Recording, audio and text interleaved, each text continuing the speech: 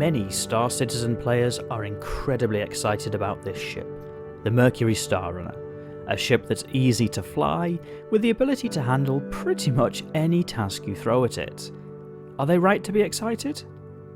Probably. I'm Forrester, and in this video I'll be reviewing the Star Citizen ship, the Mercury Star Runner. Star Citizen is currently in alpha testing with the MSR as one of the flyable ships. She's described as a multi-crew medium freight and data runner, and, as we'll get into, is able to bring a group of friends along with you.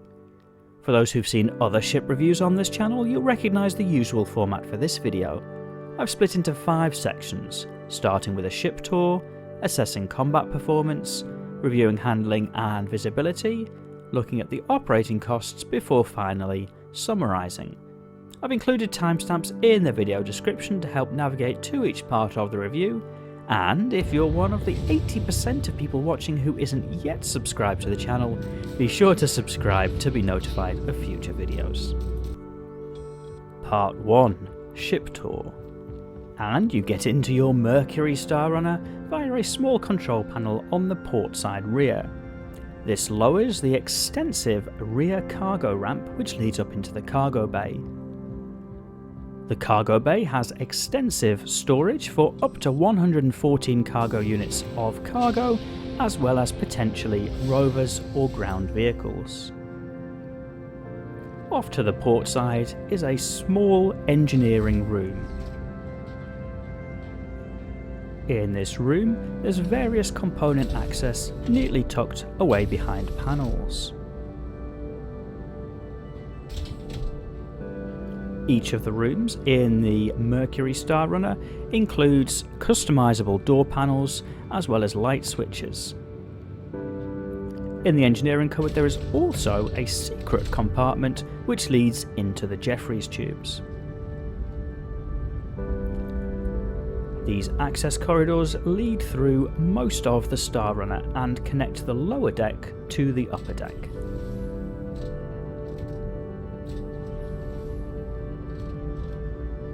All in all, this should create some interesting gameplay in the event that your Star Runner is ever boarded.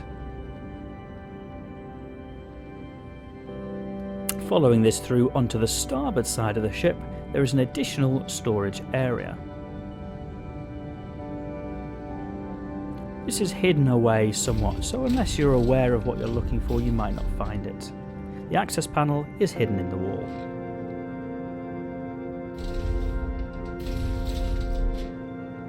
And that's the lower deck of the Mercury Star Runner. There is a lift which leads up to the upper deck. The button isn't terribly well placed, so I usually just jump up. This takes you through into the server room. The server room is really nicely detailed. Off to the port side is the scanning room. There's a chair for a crew member to hop in and use the scanners, as well as an example here of how the floor blends into the Jefferies tubes below.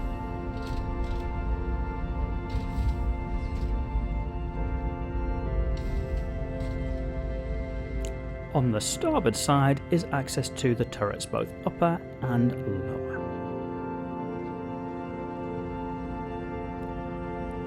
Here's another example of an access point for the lower deck. Moving ahead towards the bridge. Moving across to the starboard side of the ship is access to habitation, the crew quarters. There's some nice details in here. And at the rear of the crew quarters are 3 bunk beds for use by the crew. There's also these little shower toilet modules. Across on the opposite side from habitation is the recreation room.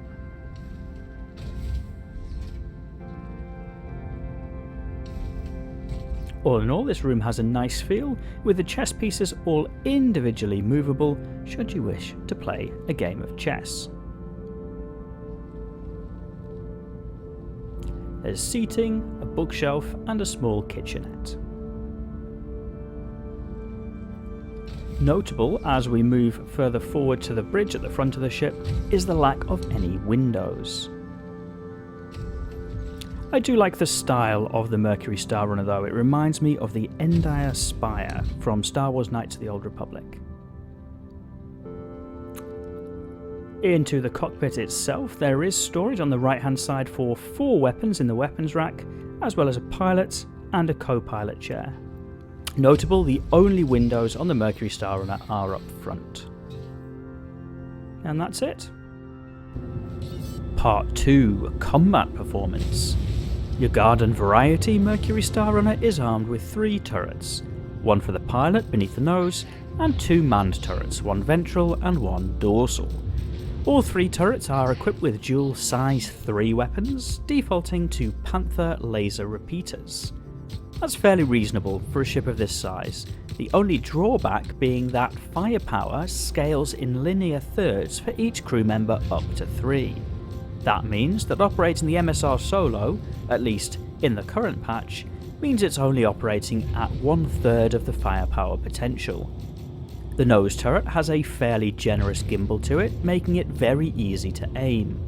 Coupled with a strong ability to point the nose, the Mercury Star Runner can keep rounds on target very effectively. That armament is augmented by 4 size 2 missiles and 2 size 3 missiles, which gives some extra punching power. And for the turret gunners, the turret arc is also very helpful. Some of the best coverage is where the turrets are located at the extremes of the ship, and the Mercury Star Runner is a great example of where that happens. It also makes turret combat really engaging, not least because each of the turrets is just as powerful as each other, meaning everybody can pull their weight in combat. The MSR is protected by 2 size 2 shield generators, and that feels reasonable for a ship of this size. It means that you can't stick around for too long in combat against larger opponents, but remembering that this is supposed to be a fast ship, you may not have to if you don't want to. Regardless, that's comparable to a Constellation or Freelancer, which are 2 of the most direct competitors. Part 3. Handling and Visibility. And starting with visibility, the glass-fronted cockpit offers generally good visibility to the sides and above, but not quite so strong below. That said, the disadvantage is somewhat offset by having the cockpit right at the front of the ship, which makes the Mercury Star Runner very easy to land. In daylight, as although the MSR does come equipped with headlights, they're mounted a little too low for the pilot to take advantage of them, which seems like a bit of a design oversight. On the plus side, the cockpit switches are set out really well and look fantastic. A lot of people are talking about how the Mercury Star Runner handles more like a fighter than other medium-sized craft, and that's definitely true.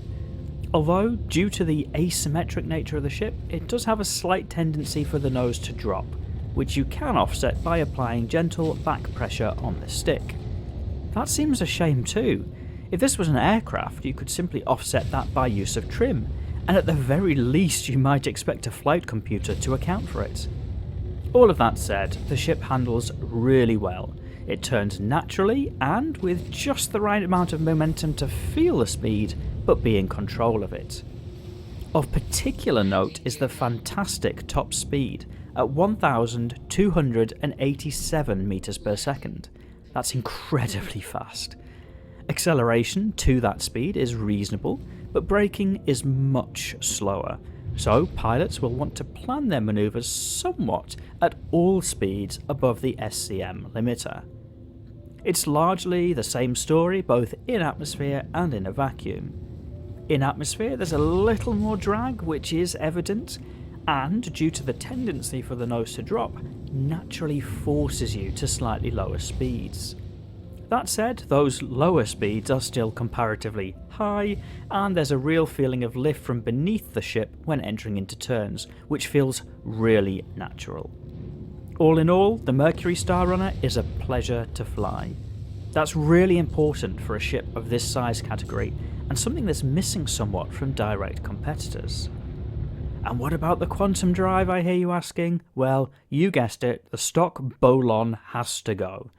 The MSR has fantastic range due to the big quantum fuel stores, but with a stock drive, it'll take you a long time to get there.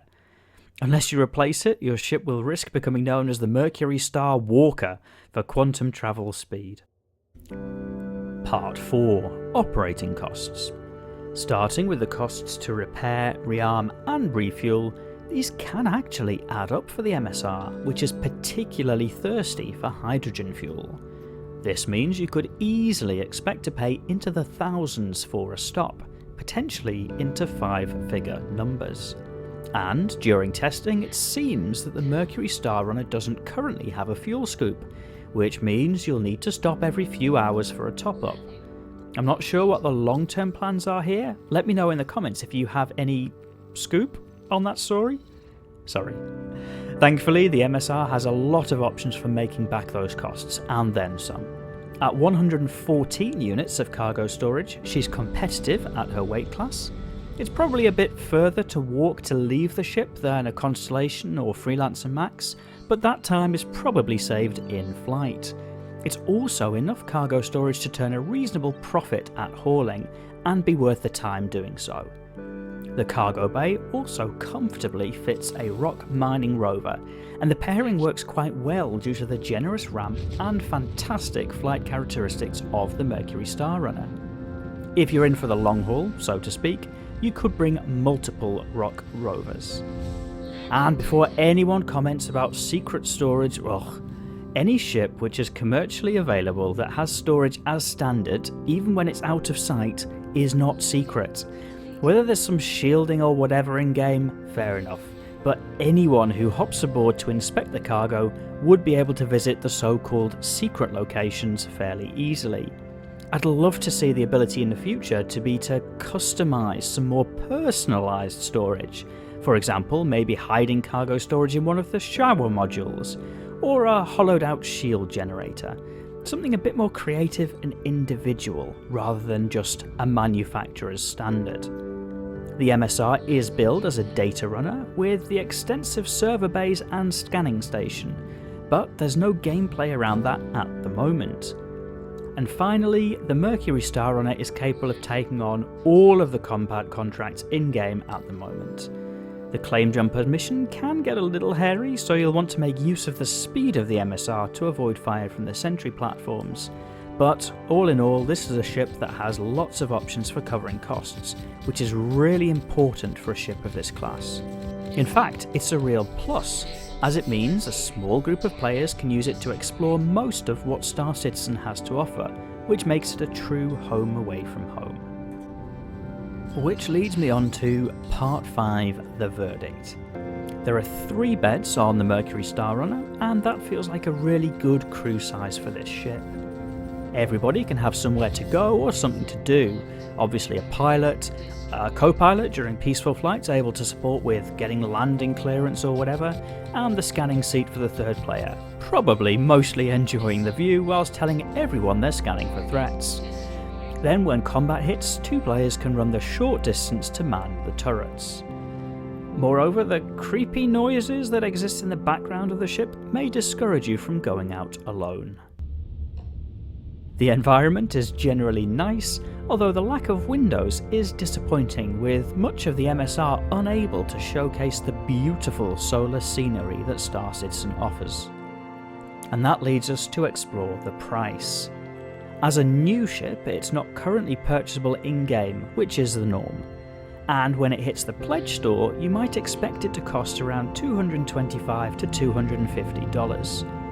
As things stand right now, for 3 people looking to crew a ship, that's actually a really good purchase. The Mercury Star Runner can cover off most of the key gameplay loops, and does that in a way that makes it fun. I would stress, however, it's worth it as of right now. Ships are often very strong on initial implementation, with performance potentially rebalanced later on. That's the risk you run. That said, the internal layout and feel of the ship is less likely to be amended in the immediate future, and even if there are some hits to firepower or flight characteristics, this will still be a really nice environment to fly around with friends, and ultimately the relatively large cargo bay will always be competitive. Looking at my hangar, I realised that most of the ships that I own are Crusader Industries ships, and the design language of the MSR makes me particularly excited to see the next iterations in other ships. Go ahead and let me know in the comments if you agree, and if you have any Crusader Industries ships in your hangar. If you found this review helpful, you may also be interested in my review of the constellation Andromeda. Please also subscribe if you'd like to see future Star Citizen content, and check out the video description for details of my active Star Citizen organisation. Thank you for watching.